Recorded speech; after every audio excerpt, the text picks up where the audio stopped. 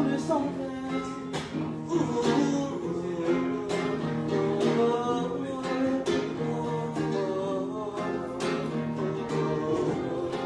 Connaissez-vous un peu le thé pour les hommes dont le sang vert?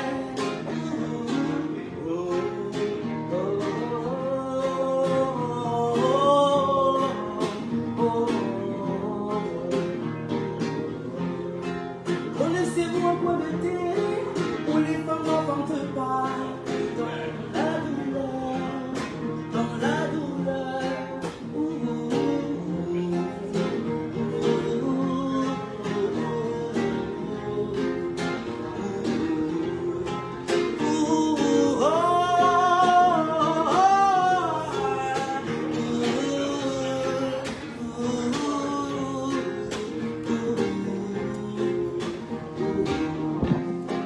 Connaissez-vous un point de terre où les mamans n'aiment pas leurs enfants, leurs enfants? Connaissez-vous un point de terre où les mamans n'aiment pas leurs enfants, leurs enfants?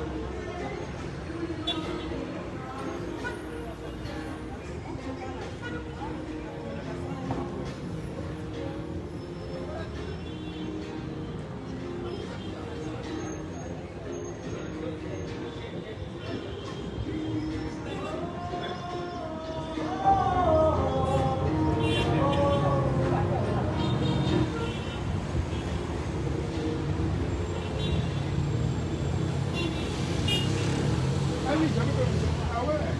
Ça, c'est Starling. Ah ben dis donc. J'avais pas vu. Hein? Ça doit être... c'est vous qui avez vu ça. D'accord. Ils ont Starlink, ça veut dire que Internet est coupé du Cameroun. Ah c'est vrai? Oui, ça c'est le Sud-Africain, américain. Ça c'est directement.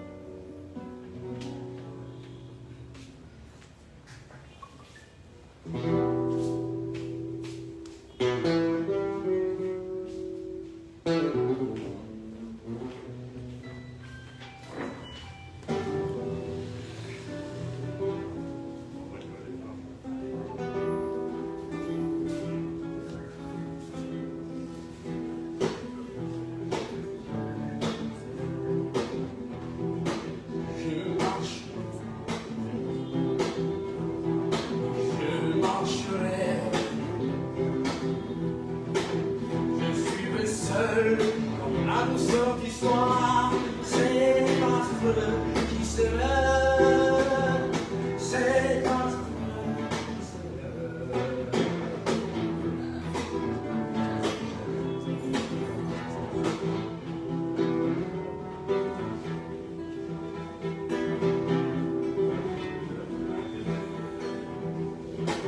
Je vivais dans les rêves,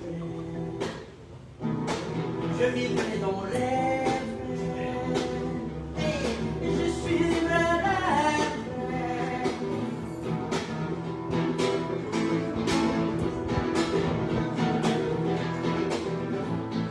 Et je marcherai, et je marcherai. Je suis seul, là où sort du soir, c'est affreux, c'est vrai.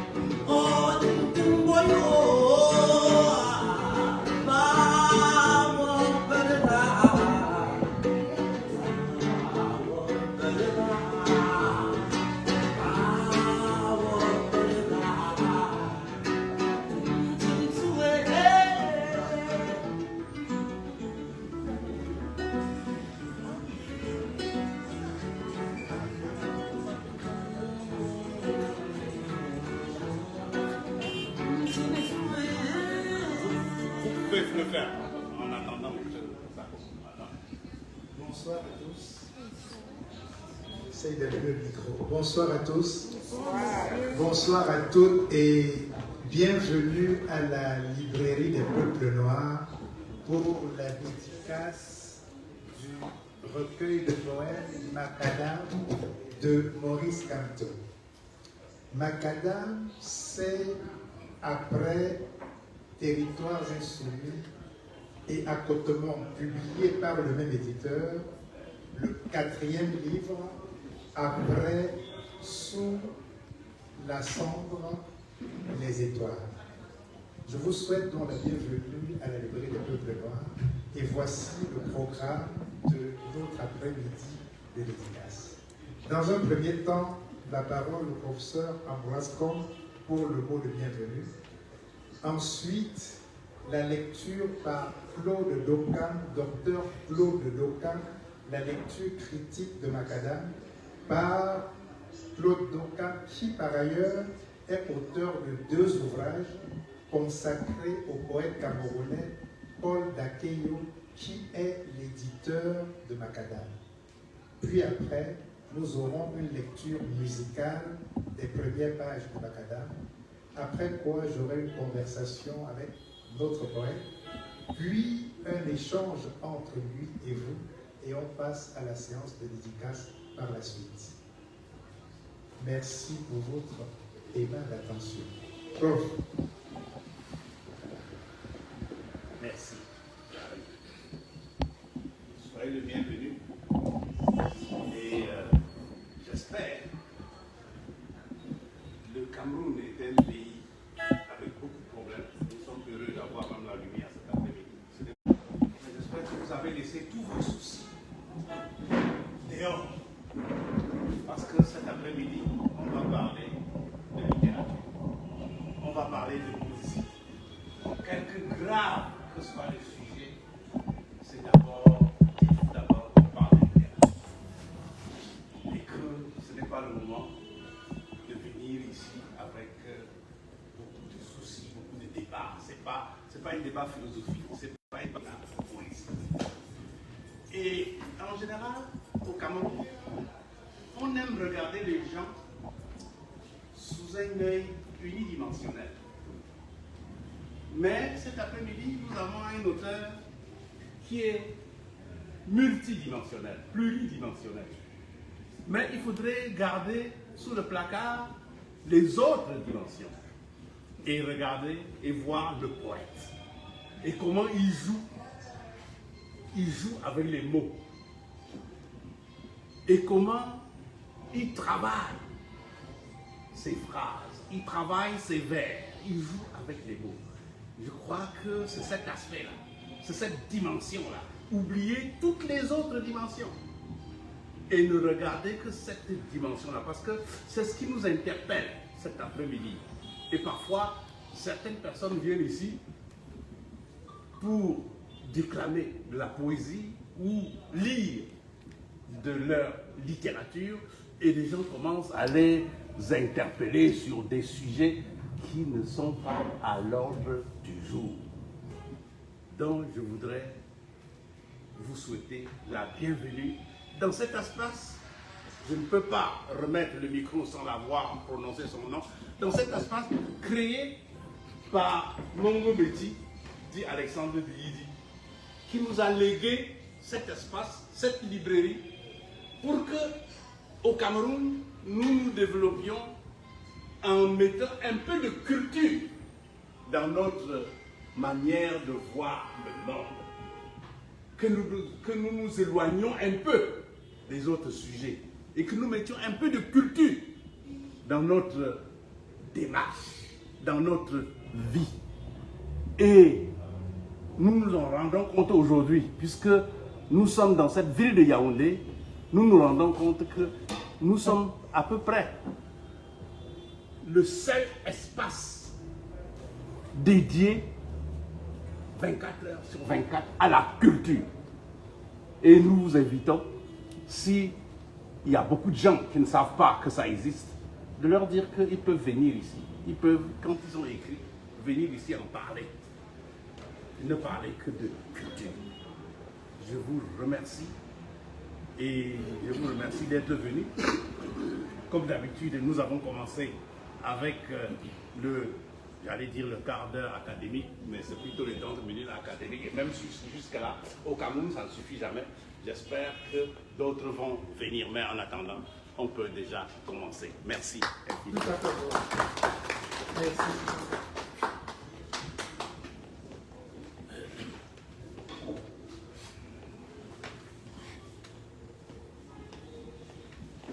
Merci de me donner le micro pour partager mon expérience de lecture de Macadam.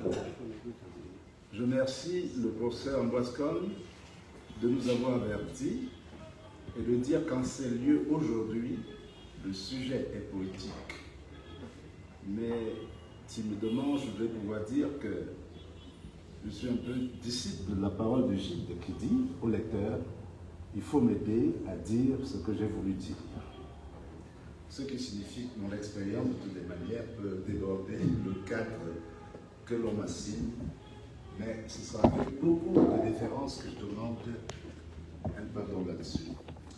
Et donc, lorsqu'il m'a été proposé de partager cette expérience-là, j'ai pensé qu'il y avait un rapport entre l'homme politique et le poète. Je m'en suis blâmé, c'est vrai. Mais dans le même temps, j'ai vu qu'il y avait d'autres expériences de la sorte dans le monde où le poète accompagne l'homme politique, où le poète crée l'homme politique. J'ai vu l'expérience d'Agostino Neto en Angola, qui écrivait des poèmes pendant leur lutte de libération. J'ai vu l'expérience de Pablo Neruda en Amérique latine, pendant qu'il militait. Et donc, avec cela, je me suis dit qu'il est utile peut-être de voir le rapport entre le poète et l'homme politique qu'il est. Mais seulement, je ne l'ai pas fait sans regarder d'abord les seuils du livre, parce que ces seuils pour moi étaient importants pour anticiper sur le sens de ce que je vais lire. Donc, lorsque j'ai pris le livre Macadam et que certains ont déjà en main, ce qui m'a d'abord accroché, c'est deux éléments des seuils. Ça veut dire la première de couverture et puis le chapeau du paratexte de la quatrième de couverture. Alors, sur ce chapeau-là, je constate ceci. Désormais, j'ai changé d'adresse. J'habite 237 rue de la Révolte. Et à la première de couverture, je vois bien une image de ce qui peut paraître ici, une rue cassée, écartelée, comme on en voit tous les jours chez nous, avec du noir. Et le noir, généralement, c'est la tristesse que cela suggère. La tristesse, l'angoisse, le malheur, le deuil. Mais en surbrillance, il y a le titre, Macadam. Et il y a une proximité sémantique entre le titre là, Macadam, et la route qui est faite de ce que nous appelons chez nous le goudron, le bitume. Macadam, oui, le macadam, le goudron, le bitume. Mais seulement, dans le texte, je vois en même temps battre le pavé. Ce qui veut dire que la proximité sémantique, j'ai vu d'abord entre la route, cette route crevassée, et le titre, était peut-être une lecture de première approche. Et finalement, quand j'ai un peu lu moi aussi ailleurs, j'ai compris que macadam, ça signifie descendre dans la rue. Descendre dans la rue, donc battre le pavé. Le présent que je trouve dans le chapeau de la quatrième de couverture, j'habite le 237 rue de la Révolte, sans être un présent qui fixe une identité. Même si elle est provisoire, elle est là, une identité. La rue de la révolte où je me fixe signifie donc désormais ce qu'il y a à faire, c'est uniquement la révolte. Le titre Macadam signifie, eh bien, la marche. Et la marche sous-entend la protestation, sous-entend la révolte. Et donc, nous sommes avertis de l'essai que ce livre va parler de révolte, va parler de marche. Et qu'on doit s'installer dans la marche, pour des raisons peut-être qu'on va lire autrement dans le texte. À ce moment-là, je me suis dit, eh bien, il faut choisir deux entrées. Déjà, en regardant Macadam comme une manière de signifier un univers hostile, un univers stressant. Cet univers stressant est celui où vit le poète, puisque de toute manière, il nous avertit. Je ne peux pas lire ici aux femmes colères avec une précision qui montre que ces femmes colères ont agi entre 2018 et 2020. Je ne peux pas me fermer les yeux pour ne pas comprendre qu'il s'agit bien d'un moment précis de l'histoire nationale. Et ce moment-là, c'est le moment où le poète était assigné à résidence. Je dis bien le poète d'abord, pour être prudent. Je n'ai pas dit M. Maurice Kamto, mais je dis qu'il était assigné à résidence à ce moment-là. Et donc, cela signifie que l'univers qu'il décrit au départ, avec un déitique, ici, commence le siège. Le ici a une double postulation. Cela peut signifier le lieu là, cela peut signifier aussi le temps. Ici, maintenant. Et lorsque, quelque part dans les vers, je lis qu'il y a des sirènes, et que le poète a d'abord pensé qu'il s'agissait des sirènes venant des deux hôpitaux qui avoisinent les lieux. Alors là, je me suis dit, il y a le HGOP, comme on aime dire ici, il y a l'hôpital général. Et donc le cadre commence à se préciser.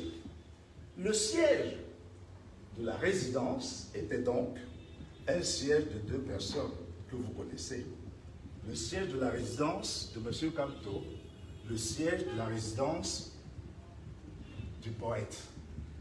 Tout commence là, dans ce siège-là. Mais ce qui m'a marqué, c'est que dans la structure de ce recueil poétique, il n'y a pas de poème avec les délimitations classiques, habituelles, où l'on prétend que le poème fait une page. On passe à une autre sur une page différente. Ce qui m'a marqué, c'est donc que c'est des fragments qui représentent des moments de la conscience de l'auteur, des moments de la conscience du poète. Parce qu'il y a effectivement de ces moments-là. Il commence par le ciel de sa maison. Ensuite, il laisse un temps. Les chars, les blindés, les véhicules bedonnants, comme il dit, qui entourent sa maison, pour passer maintenant à ce qu'il en pense. Et pour penser aussi aux luttes passées. Pour penser aussi aux luttes d'ailleurs. Et à des moments, s'arrêter pour s'adresser à un lecteur virtuel, lui donner des conseils. Nous avons donc affaire à un long cheminement dans un poème qui représente seulement des moments de la conscience du poète. Et dans ce cas-là, on peut dire aisément que le siège dont il parle n'est pas une histoire uniquement personnelle. Rapidement, il sort de la problématique personnelle vers la problématique nationale. Son expérience est comme une manière de partir de lui pour aboutir à l'ensemble de ses citoyens.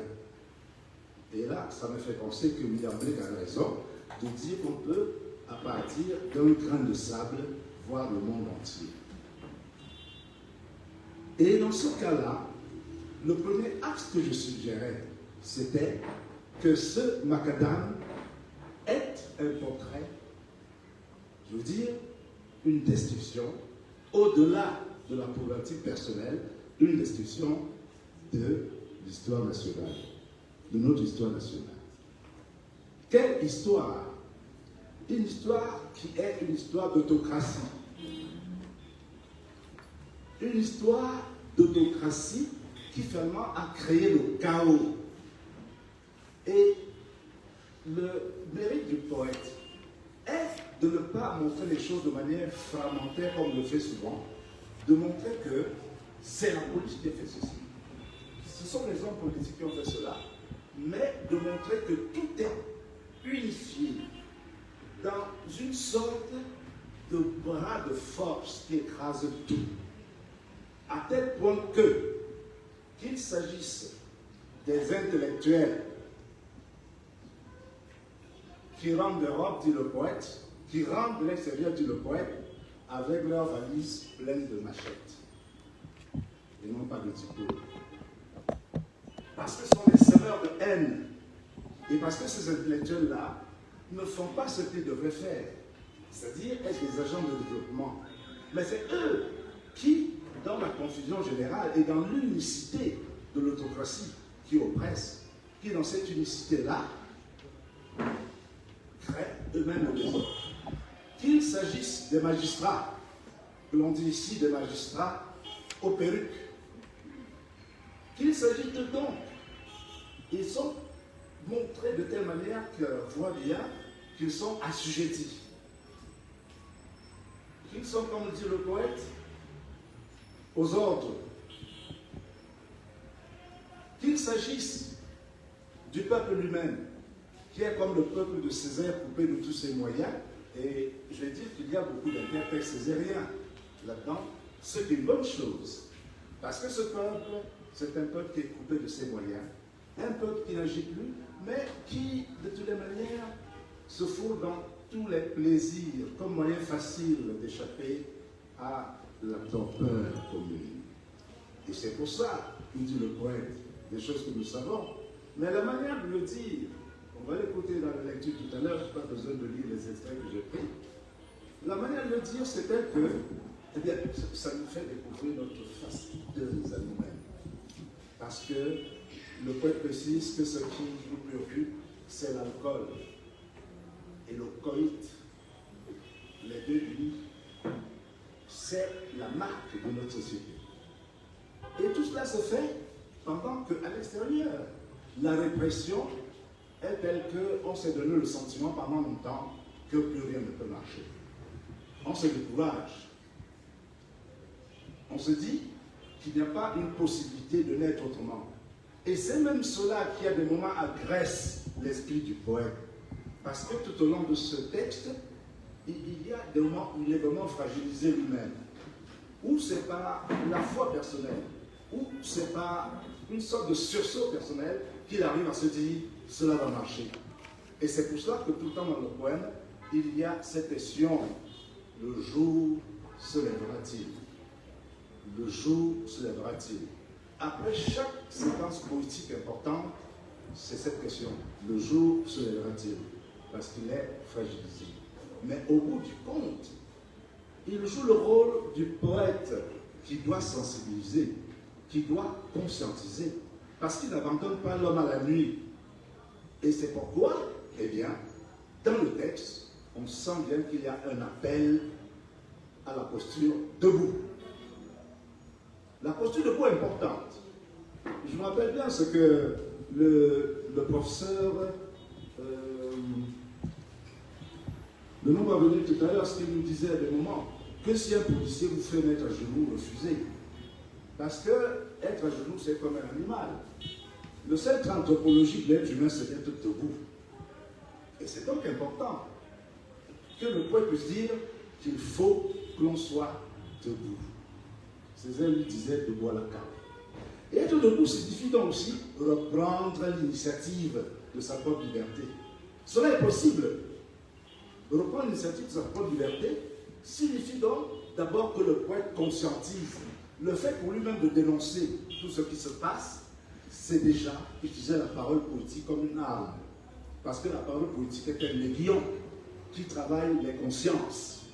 Et donc par là, le poète montre qu'il y a encore beaucoup de choses à faire et que l'on va réussir. C'est pour cela que le recueil se clôture par « Le jour se lèvera ». Ça n'est plus une question. Le jour se lèvera. Dénoncer, c'est donc libérer déjà. Mais en même temps, il a des outils, comme d'autres ont des outils de propagande. Le poète a des outils d'égueulage. En regardant mon histoire, par exemple, des États-Unis, des femmes qui ont été à la tête des entreprises politiques, comme Lia Makeba, comme Angela Davis, etc., etc. Et plus près de nous, ces femmes, qui sont des femmes colères. Je rappelle en passant que cette mexicalisation de créer un mot comme cela, femme colère, qui est aussi un peu dictionnaire, c'est très imaginé pour montrer que ces femmes, on les met dans le statut de femmes combattantes, dans un univers où souvent elles sont reléguées au second plan. Très important. Parce qu'elles sont de toutes les luttes. Et le poète dit ces luttes-là sont les luttes d'avant. Comme on l'a vu avec les Amazones du roi du Dahomey, comme on l'a vu avec les femmes de Grande Assam qui ont marché pour aller libérer les prisonniers face aux Français. Donc, les femmes sont mises au premier plan. Le poète les prend comme modèle, au même titre que les Ounyobé, que les Wandiers. Vous avez Afana, Kouma, Lumumba. Ces héros sont érigés en modèle parce qu'ils doivent avoir pour cible la jeunesse qui devrait récupérer la lutte, se réinvestir dans cette sorte de lutte-là. Donc, en le disant, le poète, en passant évidemment, parce qu'il y a une trace historienne chez lui aussi, en passant, et le cas de ces femmes-là qui ont battu les pavés, c'est vrai, partout dans le monde, mais en même temps, ces femmes à Douala, ces femmes à Paris, on s'en souvient, venir le prochain poète, c'est sa mémoire qui reste, des événements vécus. Et la manière dont il le dit, c'est tel que nous avons en face une épopée. Le style parfois est épique, avec l'utilisation des collectifs nous, avec les versets qu'on peut faire souvent au vers classique qui donne l'allure de chanson. Et alors, un certain lyrisme. Le lyrisme qui montre que le poète est d'abord aimant. Que le poète s'investit comme cela, c'est d'abord parce qu'il aime son pays. Ce sont d'ailleurs les derniers vers de ce recueil. Au Cameroun, serre-moi. Un peu comme Césaire demandait à l'oiseau de liberté de m'en serrer, que je puisse s'envoler. C'est une preuve d'amour. Ce lyrisme qu'on voit, et même cette manière d'avoir des vers sous forme de dictons presque. Et c'est très régulier avec les métaphores, une manière de s'insérer dans notre culture, près de nous, une manière de montrer aussi son lyrisme, une manière de montrer son amour de la patrie. C'est un marqueur d'appartenance, mais en même temps un marqueur d'engagement. Pour le lecteur sache que pour lutter, il faut d'abord aimer vraiment. Est-ce que tous aiment alors? C'est à ce moment-là que je me suis dit, ah, le poète a créé l'homme politique. Le poète a créé l'homme politique. Parce qu'il faut être sensible, aimer, avant de pouvoir fixer des objectifs pour le pays. Le poète a créé l'homme politique. Et le poète nous promet qu'il nous attend demain un autre recueil en main. Je vous remercie.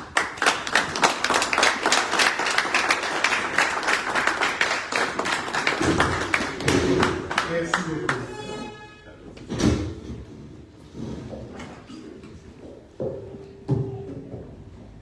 Permettez-moi, avant de passer à la lecture musicale d'un extrait de Macadam, de m'adresser au poète, de poète à poète. Mon président, aujourd'hui, je ne m'adresse pas seulement à l'homme d'État, à celui qui a traversé tempêtes et attentes, mais aussi à l'âme du poète qui vit en vous.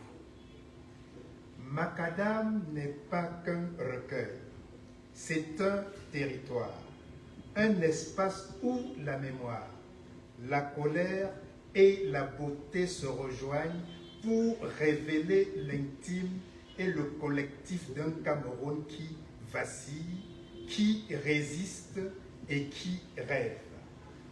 Dans vos mots, le réel devient un cri qui se transforme en chant. Et dans ce chant, nous retrouvons ce que nous pensions perdu, la dignité, le courage et l'espoir. Votre poésie est essentielle, mon président, parce qu'elle refuse la banalité de la peur et de l'indifférence. Elle parle aux consciences, aux invisibles et aux opprimés. Elle inscrit dans le marbre de la langue la fierté et la douleur de notre peuple et nous rappelle que l'engagement politique et l'engagement poétique ne sont jamais séparés. L'un nourrit l'autre. Ce recueil nous tient la main dans l'ombre, nous guide dans les ruelles de nos villes et de nos souvenirs et nous apprend que marcher, c'est exister, c'est refuser la soumission, c'est rêver un monde plus juste. Mon président, je vous remercie pour ce cadeau. Vos mots sont des semences que nous planterons dans le cœur de tous ceux qui cherchent à comprendre, à sentir et à se lever. Que Macadam soit pour chacun d'entre nous une lanterne dans la nuit et un appel à continuer la marche, poètes et citoyens ensemble.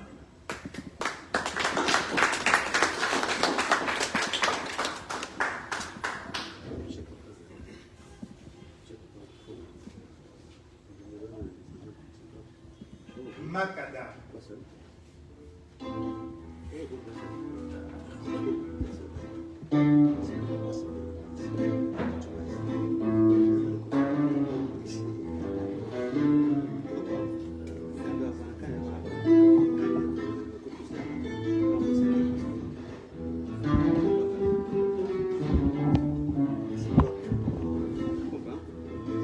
Aux femmes polaires de mon pays, héroïnes de 3 années glorieuses de l'Odyssée nationale 2018-2020. À toutes les femmes courage qui battent les pavés du monde.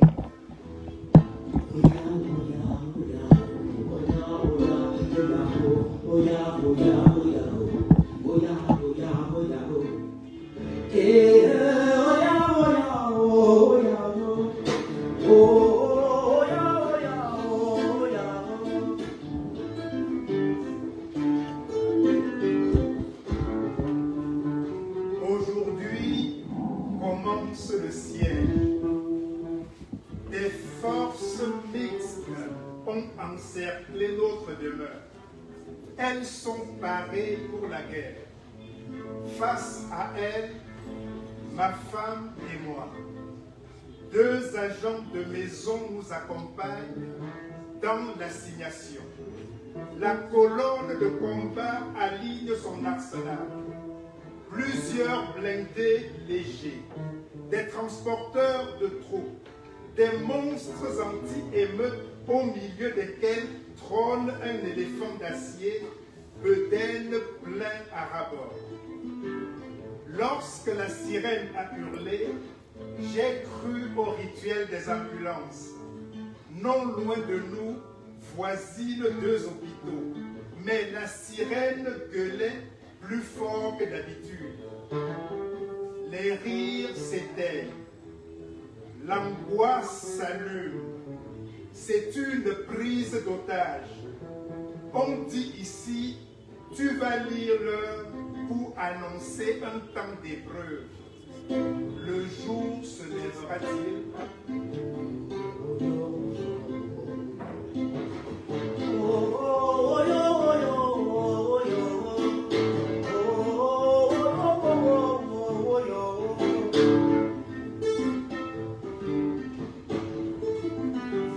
Ne fermez pas les fenêtres sur nos cris dénudés.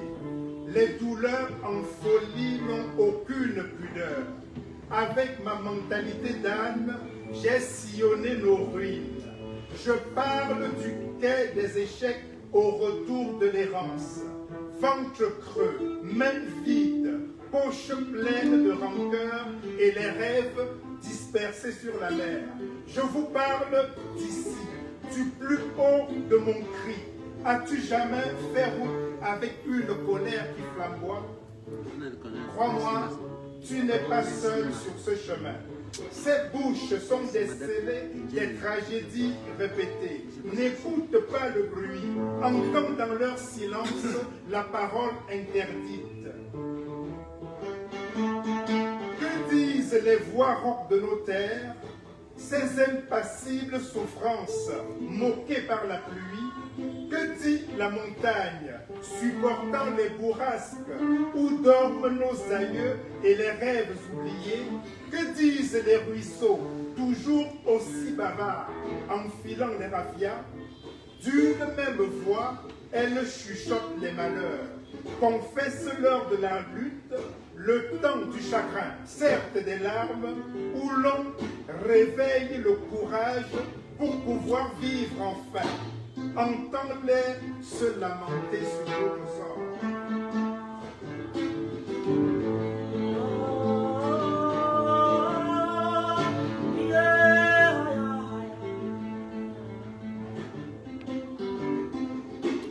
Viens, tue la peur avant qu'elle ne te livre. Qu'importe les injures, le courroux des matraques, les sutures, la prison blessera ton âme, je le sais. Je connais ces mots de pluie qui embourbent le jour. Je connais ces mots de suie qui barbouillent l'horizon. Cette psychose de minuit au cœur des insomnies. Il faut décevoir leur violence, fixer le soleil à midi. Pourquoi notre corps ne peut-il mépriser la mort, affronter pied à pied sa laideur? Qu'est-ce que ce fil ténu qui nous enchaîne aux paillettes alors que la cécité nous condamne à la nuit? Cet instinct, ce désir qui signe la reddition devant l'humiliation de vivre, viens, tâte la chair de ce pays convulsif. Hume le sang qui sourd des tenues d'écoliers, des treillis de soldats, des fripes des insurgés, le sang flambant notre drapeau au vert délavé et alors jaune qui embrasa d'orgueil le ciel d'Afrique. Hume cette odeur sur la peau du travail sans repos qui cependant le soir est toujours sans le sou. Que peut cacher ton visage que je ne sache déchiffrer? Aucun maquillage ne sait masquer les peines. La détresse a brisé les cadenas du silence et la parole étouffée sonne la révolte. Viens, qu'on aille chercher la pluie pour féconder nos vies. Qu'au cœur de cette terre blessée poussent des fleurs d'humanité.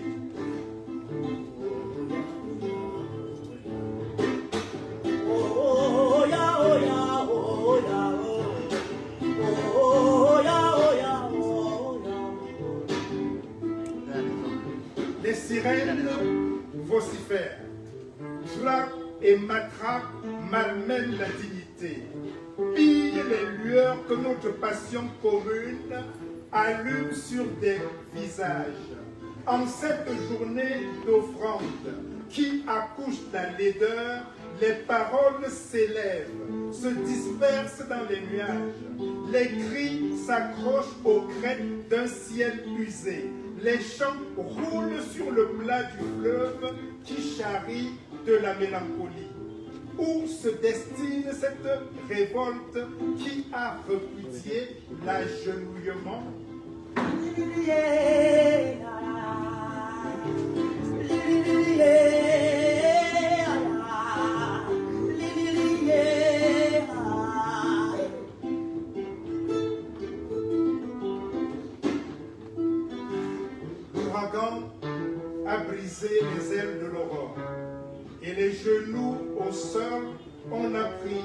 s'en replie. Le temps s'étire et on prie à rallonge. Mais le soleil ruse, il trahit la clarté, cède aux avances de la nuit qui engloutit les marcheurs. 100 fois leur sang a rallumé le flambeau. Autant d'étoiles sont mortes alors que s'annonçait l'aurore. Et de nous, me dit-on, on attend une repentance. Pour avoir commandé la paix, on complote contre nous. Oh, j'allais oublier le piteux spectacle de la colline de Col Niada, qui regarde à ses pieds la laideur de la ville. N'attendez rien de ces magistrats à perruque ployant de dévotion. Strate par strate, nous avons déblayé le mensonge jusqu'à la plus petite plaque. Mais l'injustice préfère le chemin des buissons. Sans le vouloir, on a remué la base. Il faut désormais gérer la pesanteur. Le coup a été rude. Nous ne pouvons espérer le pardon des outragés.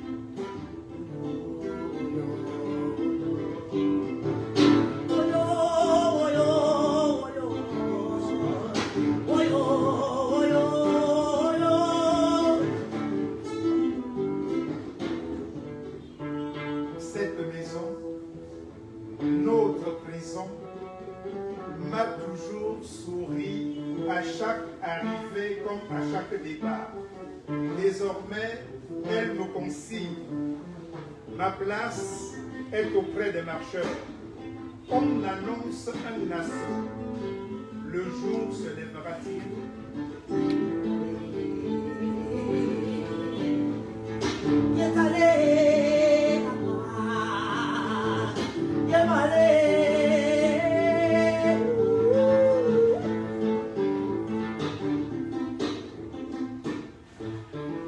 Les villes grouillent de colère.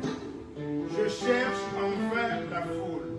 Alors que les gens d'armes se lâchent sur chaque parole, chaque cri.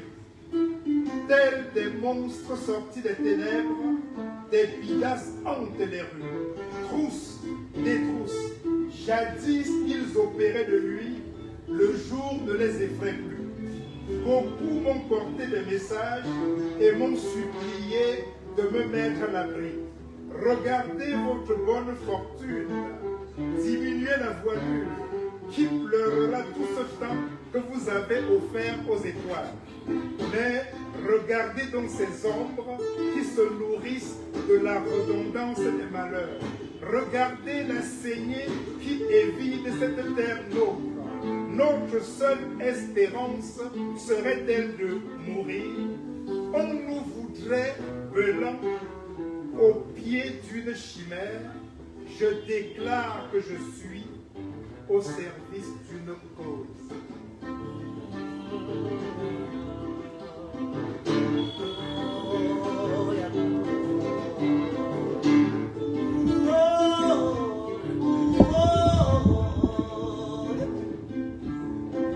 La marche attend les marcheurs et dans les entrailles de cette terre se poursuit le gargouillement.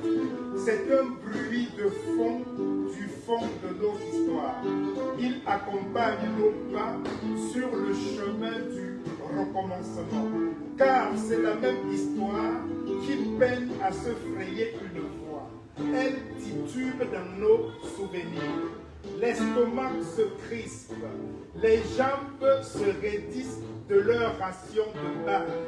Mais on s'est promis de débusquer le soleil, d'entendre notre avenir épelé avec des lettres qui murmurent à nos oreilles la douceur d'un rêve. Avez-vous dit liberté? Enfin le vent, la pluie.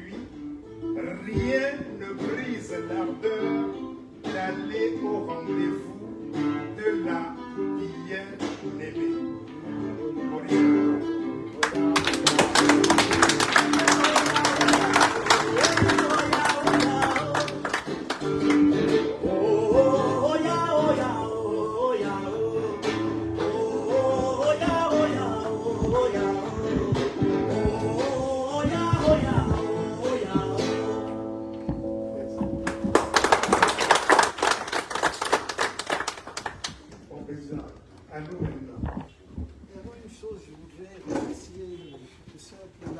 verdict final, le poète a créé l'homme politique.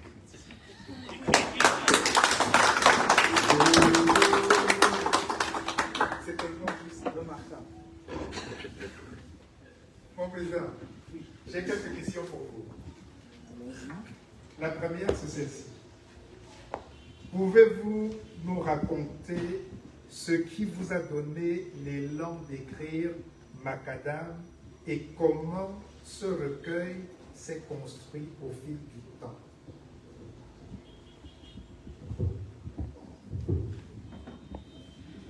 Je vous remercie. Je voudrais remercier tous ceux, j'espère qu'on m'entend, tous ceux qui se sont déplacés cet après-midi pour qu'on partage ce moment que le professeur Ambroise Hoff, à la suite du très regretté professeur lui-même, Mongo Betty, a légué à la culture camerounaise. Il a eu raison d'insister pour dire que c'est un des rares espaces de ce genre à Yaoundé. Et croyez-moi, des gens passionnés de culture comme lui, comme l'était notre grand devancier dans la mort, je vais dire, pas dans la littérature, pour aménager un tel espace qui n'est pas nécessairement ce qu'il y a de plus rentable. C'est la deuxième fois que cette chance m'est offerte. Je voudrais ici, une fois de plus, le remercier du fond du cœur. Merci à vous qui avez fait le déplacement.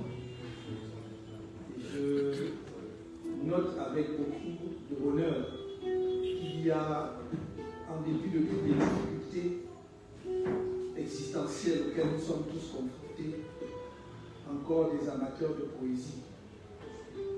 Mais je ne vais pas fuir la question du poète et néanmoins ami Kwame Kawa. Ce recueil est né, je ne saurais vous dire comment, mais l'envie est venue après septembre 2020, des marches pour lesquelles certains de nos compatriotes ont payé un lot tribut par la privation de leur liberté. Et c'est venu vraiment, je ne saurais vous dire très exactement pourquoi, à un moment donné, j'ai pris mon bic, on ne parle plus tellement aujourd'hui de plume, mon bic pour me mettre à écrire. Donc c'est après ça. Est-ce que c'est le souvenir de notre propre séjour en prison? Je crois que c'est surtout les événements tels qu'ils se sont déroulés en septembre 2002. Ça a été le choc, c'est cela qui a dû être le déclic, le déclencheur. Et j'ai écrit cela d'une traite. Je vais saisir l'occasion de cette question pour faire quelques considérations sur mon propre apprentissage de l'écriture politique. Je n'ai malheureusement pas eu le temps de faire des séjours d'écriture dans des lieux appropriés où l'on peut se faire coacher d'ailleurs par des écrivains ou des poètes établis. Je n'ai de background littéraire que le peu que la fréquentation de la série A, ici au collège, a laissé en moi comme héritage. Mais je lis beaucoup et j'ai une curiosité intellectuelle sans borne. Si je rappelle cela, c'est parce que vous verrez une évolution pour ceux qui sont attentifs à ce que je traduis entre les premiers textes, ceux même avant que je ne sois publié par un éditeur, et même mon premier recueil Territoire Insoumis, que je vais reconsidérer. J'avais envie de jeter au feu, mais je vais juste le considérer. Et ce premier jet de macadam qui est venu d'une tête, je l'ai laissé reposer. Et j'ai retravaillé un moment. Et à l'occasion d'un passage à Yaoundé, je l'ai montré au poète Kwame Tawa, avec qui j'entretiens un commerce intellectuel. En tout cas, moins dans le domaine de la poésie. Et, comment dirais-je, il était tout de suite intéressé. Il a cessé de s'exclamer au fur et à mesure qu'il progressait dans la lecture du texte. Mais il y avait dans ce texte, j'allais dire, deux choses qui manquaient. Ou, on peut dire aussi, l'une des deux choses était de trop. La première version était dans un langage un peu hermétique, un peu à la Césaire, dont nous sommes plus ou moins un peu tributaires. Les mots étaient trop recherchés, trop savants parfois des mots qui étaient démodés, vieillots, que le lecteur d'aujourd'hui ne pouvait pas comprendre d'emblée. Je me suis rendu compte moi-même que si on y prenait garde, presque à chaque strophe, il fallait fouiller un dictionnaire. C'était illisible de ce point de vue. Parfois, ça peut flatter l'ego du poète. Effectivement, quand on est jeune sur cette voie, on croit que c'est bien de compliquer, d'être hermétique. Plus c'est compliqué, plus c'est savant, plus on est grand poète. C'est faux. La poésie doit être lisible, dans des termes simples. La force et la beauté de la poésie vient de la capacité du poète, du don du poète, de l'attitude du poète à créer des images. C'est la qualité première. Et donc, Kwame Tawa, qui est tout à fait libre avec moi, m'a dit, ce recueil, tu dois l'écrire pour les Camerounais. Pour les Camerounais ordinaires, pour tous les Camerounais. Ça leur est destiné au demeurant. Et effectivement, il avait raison. C'est le premier conseil qu'il m'a donné. Et donc, je me suis mis à travailler, effectivement, sur la langue poétique d'aujourd'hui, la simplification de la langue, qui n'est pas synonyme de vulgarité. Je vais tout à l'heure donner un exemple. Et le deuxième conseil qu'il m'a donné, en dehors de la langue, c'était il fallait que ce soit à la portée de... Voilà. Le deuxième conseil qu'il m'a donné, m'a dit, comme l'a dit le professeur, c'est effectivement des fragments. Ça se tient, parce qu'il y a quand même une continuité, il y a une progression. Mais il fallait peut-être quelque part un événement ou un fil conducteur, comme une sorte de toile de fond, sur laquelle justement ce poème, ce long poème, allait se dérouler. Et on s'est mis à échanger. C'est là que vient l'idée de prendre comme toile de fond ma propre assignation à résidence.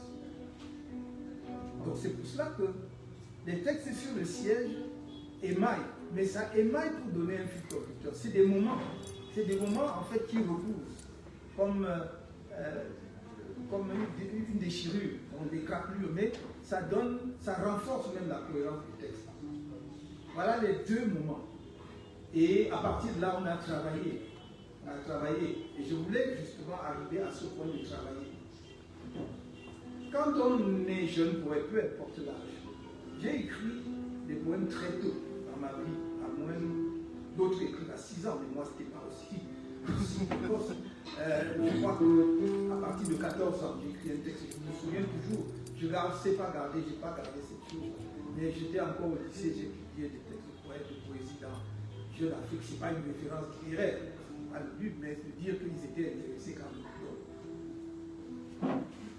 Mais en fait, on est non seulement en herbe, on ne sait rien de l'écriture poétique. Et je dois dire ici que j'ai commencé à comprendre la mécanique de l'écriture poétique à la suite de ma rencontre avec un de mes éditeurs qui s'appelle Nimrod Benadiangra, le grand poète tchadien. Quand on travaillait sous l'ensemble des étoiles. Et une des choses que je voudrais partager avec vous, si parmi vous, il y a des gens qui s'intéressent à la poésie, même à la littérature tout court, c'est de savoir que la patience est une règle d'or. On a tendance, dès qu'on a fait le premier jet, à se précipiter pour le présenter. Mais en réalité, ce n'est que le premier jet. Lorsque vous écrivez un poème, laissez courir sur la page tout ce qui vous vient, toute l'inspiration du moment. Mais sachez que ce n'est que le tout début. Parce qu'il va falloir retravailler les mots, rechercher le rythme, retravailler la scansion qui est fondamentale et qui donne, en particulier aujourd'hui, où on n'écrit plus en vers métrique, qui donne justement toute la beauté du poème. Et donc, lorsque j'ai travaillé avec Pantawa, j'avais cela à l'esprit parce que Nimrod n'avait cessé, on a failli même être brouillé là-dessus. Parce qu'il me demandait 20 ans, je lui ai dit, mon cher ami, je ne les ai pas. Je ne les ai pas. Mais c'est quelqu'un de remarquable. Si mon écriture poétique a évolué, c'est vraiment grâce à lui. Donc voilà ce que je peux dire au sujet de l'écriture. Merci, Président.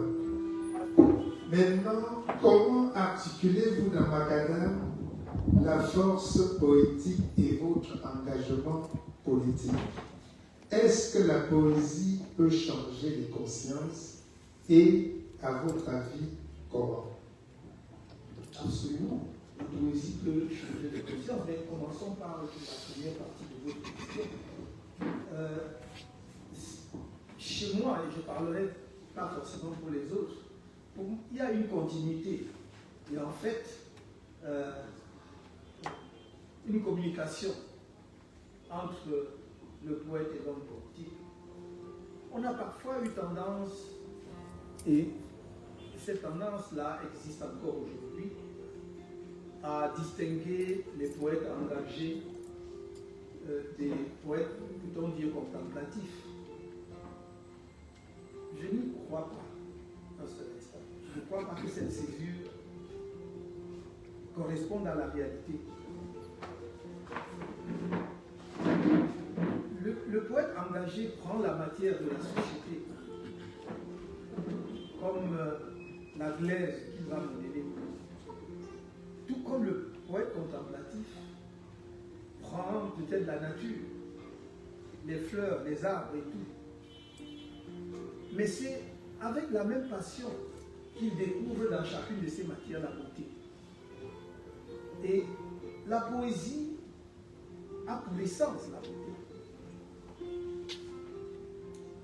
C'est extrêmement important de le comprendre. Et donc, seulement ce que je pourrais ajouter ici, c'est que l'avantage du poète, c'est la liberté. Et je dirais même la liberté absolue. Il ne se refuse rien. Il ne se prive de rien.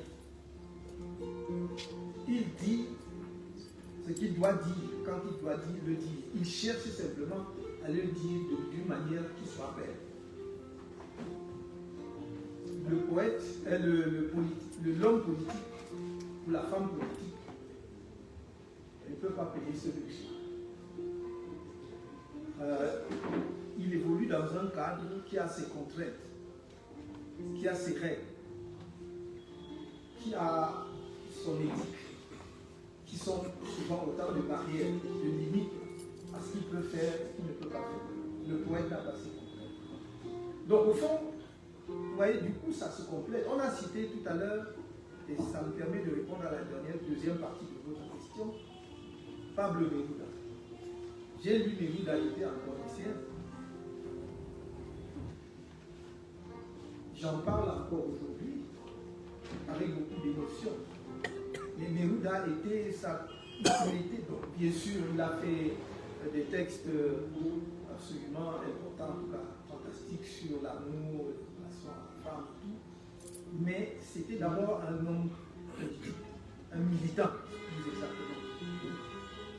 Mais si l'engagement politique était incompatible avec la poésie, je ne crois pas que Neruda aurait jamais pu être prix Nobel de littérature. Et donc, je ne vois pas il n'y a pas nécessairement de dissociation, mais après, chacun peut effectivement avoir des préférences pour un terrain, pour un champ. Préférer la contemplation. Moi, je n'ai jamais pu dissocier cela. De ce point de vue, du point de vue de la thématique, je dirais, avec peut-être une pointe de prétention, que ma poésie se veut globale. Je parle aussi bien des forêts, quand ça me chante, que de l'état, de la situation de notre société. Donc, voilà. Merci, Président. Dans Macadam, le Cameroun se révèle dans ses blessures et ses espoirs. Que voulez-vous que vos lecteurs retiennent du pays à travers votre regard de poète et de citoyen?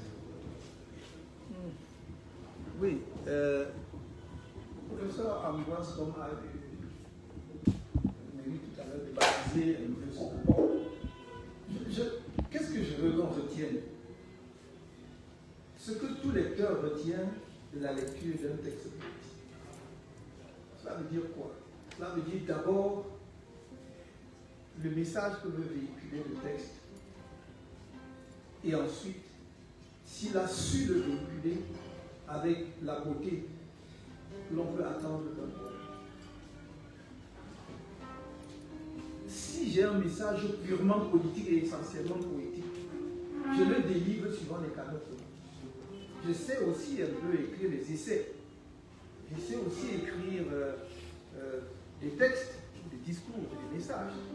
Mais ici, Macadam est un prétexte pour le poète.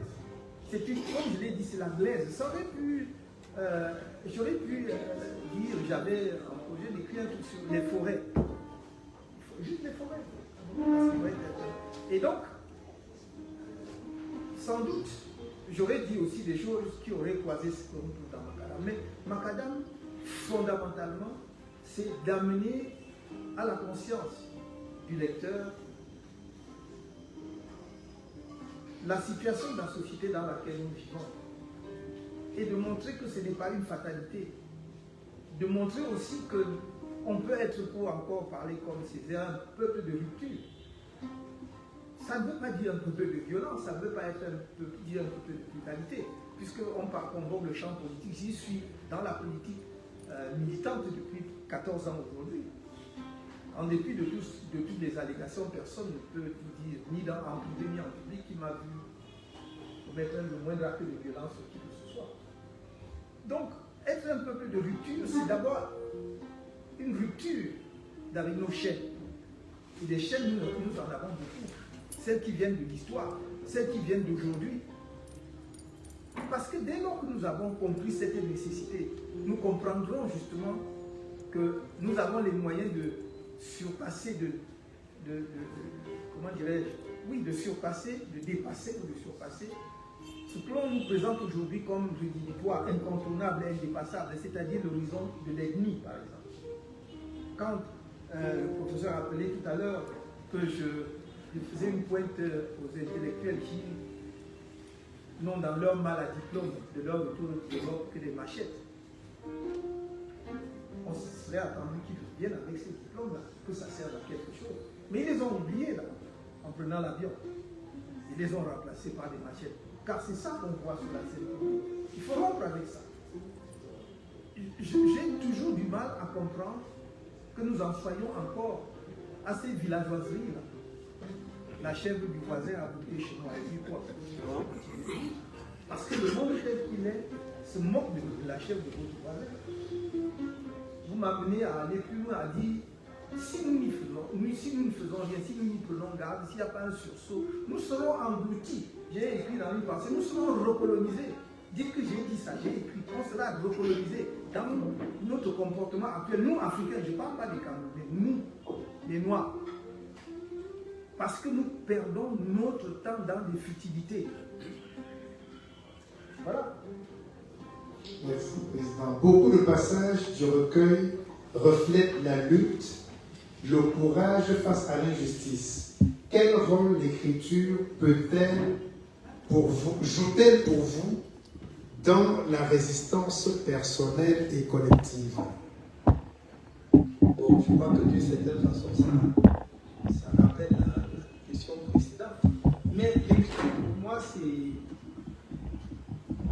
D'abord, je me réjouis de constater que depuis quelques décennies, maintenant, les Camerounais écrivent. Si ce n'est pas toujours d'excellente qualité, les spécialistes sont là aussi pour les aider par leur part des lectures critiques et tout. Mais ce qui manque, ce qui a manqué par le passé, c'est que nous n'avons pas connu une période désertique dans l'écriture au Cameroun. À part des voix fortes, des voix redoutables, presque, sans doute, je n'ai pas connu le père, mais peut-être qu'il n'aurait pas utilisé le terme presque messianique comme Mungo Biti, qui avait le courage, au milieu de la tempête, d'élever leur voix. Après, il n'y avait rien. Je peux vous dire que j'avais eu la faiblesse, alors que j'étais étudiant, de croire que lorsqu'un jour reviendra le pluralisme dans notre pays, on verrait sortir de nombreux manuscrits des tiroirs. Ça n'a rien été. Cela veut dire que les gens n'écrivaient même pas. Dans les pays de l'Est, il y a un qui arrive. Donc l'écriture, pour moi, devient essentielle en tant que trace qu'on laisse, témoignage aussi que l'on donne de son époque. Et le regard qu'on pose là-dessus, que les autres pourront, comment dirais-je, écarter, refuter, mais qui existe quand même. Parce que c'est tout cela qui contribue à nourrir à la fois la pensée globale et même notre imaginaire. C'est pour cela qu'il est important effectivement de souligner l'importance de la culture. Nous périssons aussi en Afrique parce que nous n'avons pas construit des imaginaires propres. Et ça, c'est dans un pays, c'est la culture qui aide à le faire. Et je pense, pour ma part, que personnellement, j'ai besoin de cela, de l'écriture et de l'écriture poétique en particulier. Moi, la poésie, le poème en tout cas, ce serait prétentieux de parler de poésie, mais le poème, moi, n'est pas un refuge. Le poème, pour moi, est une respiration. Et donc, par conséquent, j'ai besoin de ça. Je n'écris pas parce que j'ai besoin, j'ai envie d'écrire un lien de cœur. J'écris par nécessité. Comment vivez-vous la double identité de poète et d'homme politique? Y a-t-il des tensions ou des harmonies particulières entre ces deux rôles dans votre écriture? Non, j'ai dit tout à l'heure que pour moi, le poète est libre. Et si vous lisez même Makada, vous verrez que j'ai, je crois en tout cas, une liberté totale de ton. Je dis ce que j'ai envie de dire. Merci pleinement. Mais dans le champ politique, il n'est pas toujours possible de dire les choses de cette manière-là. Pour les raisons que j'ai indiquées avant. Parce qu'il y a des causes, puisqu'il y a des éthiques, parce qu'il y a une éthique, parce qu'il y a des principes. Et dans mon œuvre FEDA, ce que j'ai écrit, ici comme dans d'autres, je m'exprime en toute liberté. Et il est difficile d'imaginer un poète qui triche. Parce qu'il lui serait très difficile de restituer la force qu'il peut mettre dans son texte. Enfin, pour moi, c'est comme ça. Il m'est difficile de tricher dans l'écriture. Quel message souhaitez-vous transmettre aux jeunes lecteurs et lectrices, futurs poètes ou acteurs du changement à travers Macadam? Non, mais là, je cherche vraiment tout en rond. C'est la même question que tu as déclinée de quatre façons. Donc, s'il y a une autre question, on passe. J'ai dit d'ailleurs dans mon propos, en répondant à votre première question, que si j'avais à dire quelque chose qui puisse être de quelle utilité aux jeunes poètes, c'est, comme je l'ai dit, de savoir que le premier jet n'est pas encore le poète. Savoir faire preuve de patience, avoir l'humilité et savoir que vous allez 1000 fois remettre le métier à l'ouvrage. Il faut le retravailler et retravailler encore. Et c'est seulement après cela que j'ai compris justement mon ami Nimrod. Et que ça m'a apaisé parce que j'étais à un moment donné en colère contre lui. Mais il avait tout à fait raison. Parce qu'en relisant votre texte chaque jour, vous sentez la carte. Mais même là, c'était vite. Même là, c'était vite. Et je crois qu'il y a nécessité de remettre sur le métier. Nécessité de remettre. Et ce sera ma dernière question. Vous vous souvenez quand j'ai eu Macadam en main, aussitôt que j'ai lu la première page, j'ai eu l'envie de le lire à voix haute. Et à chaque fois que je lis Macadam, c'est comme un appel à lire à voix haute. Et j'aimerais savoir si la lecture publique fait partie de votre façon d'envisager l'écriture politique. Absolument. Vous avez raison.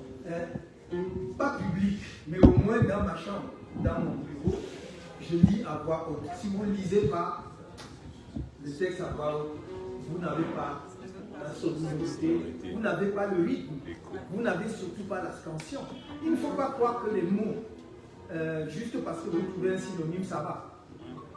Parce que vous pouvez avoir un mot. Est-ce que j'ai déjà voir les gens parler? Est-ce que vous pouvez, parce que vous pouvez avoir un mot,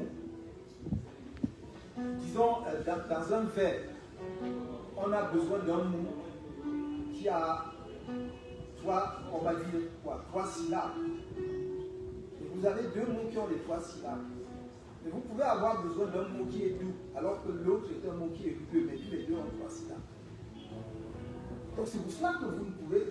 Il est important de lire ici. Sinon, vous n'allez pas entendre que l'autre vous heurte, que ça carcale, comme on dit. Il est donc important de lire. Et je dirais, sur le chemin de l'écriture, parmi les poètes qui m'ont marqué, et je suis persuadé qu'ils lisaient leurs textes, il y a Jean-Joseph Rabé-Arrivé, le Malgache, dans traduit de la nuit presque sombre.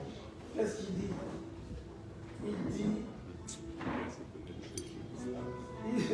Il dit, les ruches secrètes sont alignées près des lianes du ciel, parmi des nids lumineux. Butinez-les, abeilles de mes pensées, abeilles aux ailes de son, dans la nuit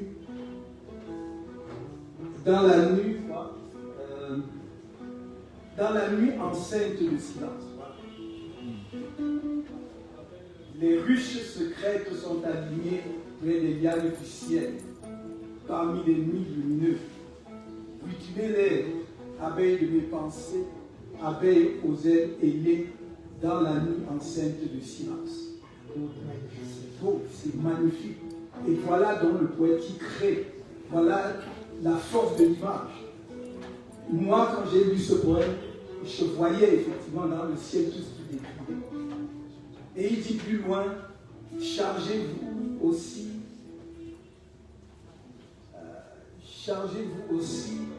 des pollens stellaires pour les jardins de la terre. Chargez-vous aussi des pollens stellaires des jardins de la terre. Et c'est vers pourquoi ma bouche sera la bouche de celui dont la bouche ce qui s'adresse au cachot du pouvoir. Si tu n'as pas lu ça à haute voix, tu ne l'entends pas avec sa force. Maurice Kamto. Et si je voulais dire un vers parmi ceux que j'aime le plus, c'est un vers de Sylvie Kandé dans Gestuelle. Elle dit, à oser retenir le pas, on entendrait croître la canne. Vous n'entendez pas ça?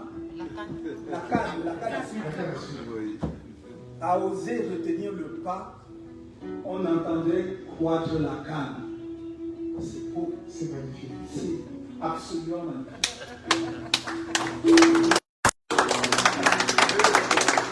Merci, Président. Maintenant, on va prendre 2 ou 3 questions s'il y en a dans le public. Oui, moi je pose pas de questions, mais j'ai apprécié énormément ce qui s'est passé cet après-midi, ce qui s'est passé jusqu'ici cet après-midi, parce que nous sommes une librairie, mais nous recevons beaucoup de jeunes écrivains qui viennent avec des manuscrits, qui pensent que nous sommes une maison d'édition, un imprimeur. Mais cet après-midi, ce que nous avons appris, c'est que, et le plus souvent, depuis mon petit d'ailleurs, vous savez, écrire, c'est un travail. C'est beaucoup de travail, beaucoup d'années de réflexion. Tous ceux qui ont été cités là, Nimrod, je connais Nimrod, c'est un orfèvre, l'écriture. Je connais Sylvie Kandé, elle aussi, c'est des orfèvres de l'écriture. Et nous ne devons pas jouer avec ce que nous écrivons, parce que le plus souvent, les gens, ils crachent, ils croient qu'ils ont écrit. Non, il faut. L'écriture, c'est quelque chose, ça prend du temps, ça prend de la réflexion, ça prend, et surtout dans ce genre d'écriture où il y a à la fois la poésie, mais aussi en arrière-plan, tout un autre contexte, tout un contexte que vous voulez véhiculer. C'est extrêmement difficile. Et il ne faut pas croire qu'on peut se lever du bon matin, écrire son poème, et une semaine après, c'est publié. Non. Et je crois que vraiment cet exercice est important pour nous ici à la librairie, parce que nous recevons beaucoup de questions sur ce genre de problèmes. Et, parce que souvent, c'est des jeunes écrivains qui croient que, en fait, ça peut se faire tout seul. Et déjà, mon petit ici, passer son temps à dire, mes chers amis, c'est plus compliqué que ça. Si vous savez combien je souffre entre les mains de mes éditeurs, vous ne pourrez pas croire, mais je souffre. On me fait écrire certaines pages 3, 4, 5 fois. Et je crois qu'il ne faut pas être surpris. Vous savez, je crois que vraiment, cet après-midi, c'était intéressant pour moi, pour ça. Nous pourrons reparler d'idées, nous pourrons parler du contenu, mais ça, le contenu, c'est un peu à chacun. Mais là, c'est ça là. Et notre rôle ici, c'est aussi de montrer qu'une librairie, c'est pour véhiculer l'art des autres, et que vous puissiez lire, et savoir ce qui a été dit, et comment ça a été dit, et pourquoi ça a été dit. Je vous remercie. Ouais, Maurice. Écoute, toi, on sent dans ton nom MSC, c'est Maurice, non? Maurice, c'est toi et moi qui gagnons ce pays. Toi et Daniel de politique. Parce que nous sommes dans la même génération. La grève de 79. Et si ce n'était pas le grand précis, pourquoi on ne se rencontre pas, Maurice? MSC. Hein? Maurice, s'il te plaît. Tu n'es ni en politique, ni moi. Daniel est premier politico-biblique qui s'apprête à accueillir le pape Léon XIV, mathématicien comme moi. C'est mathématicien. Mais c'est pas grave. S'il te plaît, voilà un jeune poète. Et si on se rencontre seulement aujourd'hui, c'est grâce à ce grand frère. Il va te présenter les excuses parce que tu es mon aîné. Mais si nous étions enroquillés avec la grève de cercueil de Madame Jacqueline Leloup, Moi, là-bas, en maths. Toi, là-bas, avec Motazé, Mébingo. Je connais personne. Quand Charles Logo est à l'institut, donc c'est nous, non? Pardon, bon, ça a pris trop de temps. Mais c'est nous deux, hein. Vous devez nous bastonner, hein. On nous met là à tabac, nous deux, toi et moi. Parce qu'on ne se rencontre. On devait déjà chasser les gens qui nous dérangent. Mais c'est parce qu'on ne se rencontre pas. Mais ce n'est pas possible. Tu as compris? Maurice, quand tu es en 1986, il y a combien? Il y a 40 ans exactement. Est-ce que sur l'hôtel de la nuit a reçu le grand prix de la fête, vraiment? Maurice, c'est le même avril 86 que moi j'étais grand prix au Fouette Boigny, la jeune poésie panafricaine. À Grand Bassam, tu es au courant. Parce que quand comment ne me remet ton recueil qu'il a primé, Maurice, il me remet ton recueil sur l'hôtel de la nuit, quand il a primé. Parce qu'il pense que je vais venir gronder sur ta tête. Toi, tu es mon aîné garçon, parce que tu as le même âge que mon grand-frère, Belge, Antoine. On est la même année. Je ne suis pas l'année, mais tu connais l'année. Donc, je vais vous dire que, bon, le Cameroun est libre à partir d'aujourd'hui. Vous comprenez, non? Parce que quand Senghor Léopold Sédar me remet son testament poétique sur la hauteur du Mont Carmel à Haïfa en Israël, le 3 décembre 1991. Maurice et moi, on est déjà lauréats 5 années avant ici. Lui, du Cameroun, moi, Panaf. Et cette année, voilà un pape qui arrive. Et vous croyez qu'il arrive alors qu'il devait arriver l'année dernière. Quand il arrive, c'est pour nous aider à nous réconcilier avec nos ancêtres NNN. Nkrumah, Nasser et Nyerere. On a 3 ancêtres pour créer les États-Unis d'Afrique. Voilà, laisse-moi parler, s'il te plaît. Non, laisse-moi. Maurice est là même devant moi. Maurice, s'il te plaît. On est là pour libérer l'Afrique. Tu comprends, non?